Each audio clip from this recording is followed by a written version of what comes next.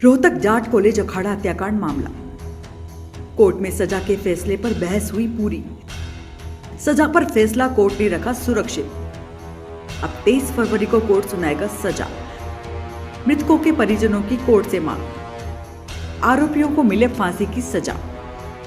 रोहतक के चर्चित जाट कॉलेज अखाड़ा हत्याकांड में कोर्ट ने 2 आरोपियों को दोषी करार दे दिया है। इनमें गोलियां मारकर कत्ल करने वाला कोच और उसे हथियार सप्लाई करने वाला शामिल है। इस मामले को लेकर आज कोर्ट में बहस भी पूरी हो गई। हालांकि रोहतक में एएसजे डॉक्टर गगनजीत कौर की कोर्ट ने सजा पर फैसला सुरक्षित रखा है।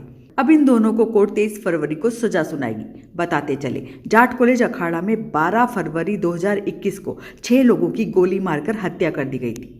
हत्याकांड में आरोपी कुश्ती कोच, सोनीपत जिले के गांव रिनाना निवासी सुखविंदर और हथियार सप्लाई करने के दोषी पूर्व सैनिक मनोज, जो कि यूपी के मुजफ्फरनगर का रहने वाला है, दोनों को दोषी करार दे दिया गया है।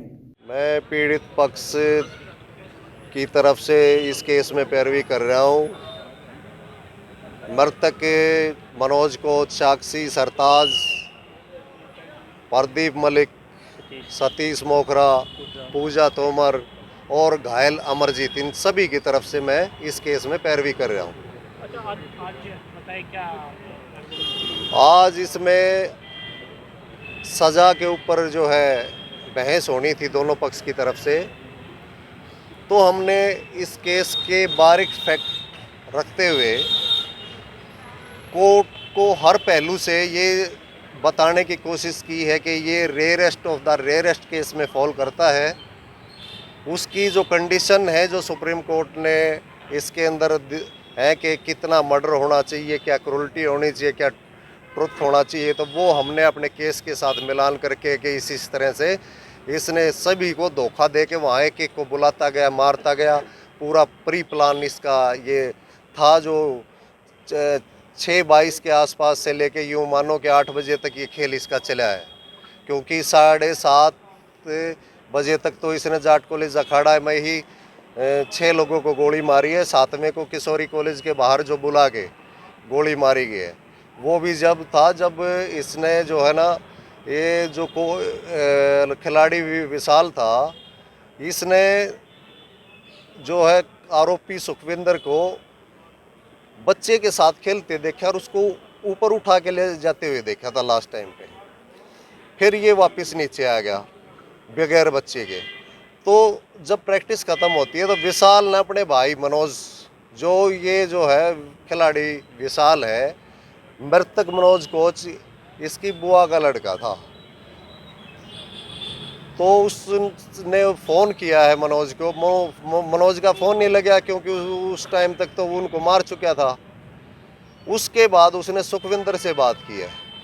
सुखविंदर से बात करने के बाद वो कहता है कि विशाल सुखविंदर से पूछता है कि भाई मनोज कहाँ है। बोले क्या काम था? वो कहता है कि वो यहाँ दिखाई नहीं दे रहे। बोले मैं बाहर आ गया।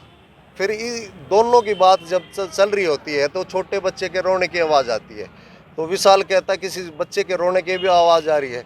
इतनी देर में वो जो है फ़ोन डिस्कनेक्ट कर देता है सुखविंदर, और आगे जो है उसी समय 7:48 पे ये कॉल डिस्कनेक्ट होती है और 7:48 पे अपना दूसरा शिकार जो इंजर्ड अमरजीत है उसको कॉल किया जाता है और उसको बुलाता है कि अब जो है ये लोग उनको ढूंढेंगे, इनके परिजन के वो कहाँ गए, तो ये सारी बातें खुल जाएंगी। और जो है उस दौरान इन्होंने जो है उसको अमरजीत को बुला लिया वहाँ किशोरी के गेट पे। ये तो सीने वारदात थी, लेकिन आज जो है आज हमने जो है ना इसमें सज़ा के ऊपर आज हम उम्मीद कर रहे थे कि जो है ना इस पे फैसला आएगा, लेकिन सज़ा के ऊपर बहस हुई है और हमने अपने केस को जो है ना rarest of the rarest case में जो है ना प्रूव करके दिखाया है कि इन सर्कमस्टांसिस में जो सुप्रीम कोर्ट की गाइडलाइन है कि उसमें क्या क्या होना चाहिए। 6 लोगों का मर्डर है, जिसमें एक 2 साल का मासूम भी शामिल है।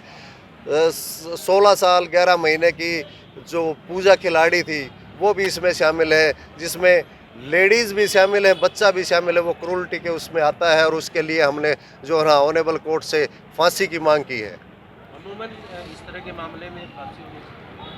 अमूमन इस तरह के मामले में फांसी होती है, क्योंकि ये जो है ना rarest of the rarest case में फॉल करता है। कब तक सुनाई जा सकती है?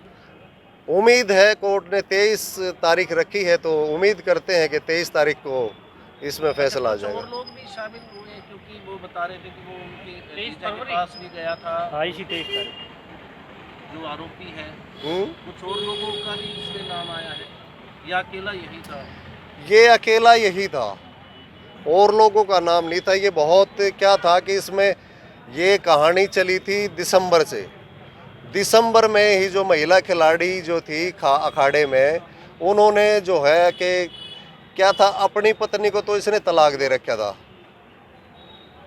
ठीक है, छोटा इसका जो बच्चा है वो दादा दादी के पास रहता था। यहाँ जो महिला खिलाड़ी थी उनके साथ ये दुर्व्यवहार करता था, किसी को शादी के लिए दबाव बनाता था, किसी के साथ छेड़छाड़। तो उनके परिजनों ने भी जो है ना इसको बोल रखा था। तो वो जो बातें जब शुरुआत में तो खिलाड़ी ये होते हैं कि महिला खिलाड़ी खास तौर पे ये होती हैं कि भाई घर बताओगे तुम्हारी घर वाले जो है ना प्रैक्टिस ही छुड़वा देंगे।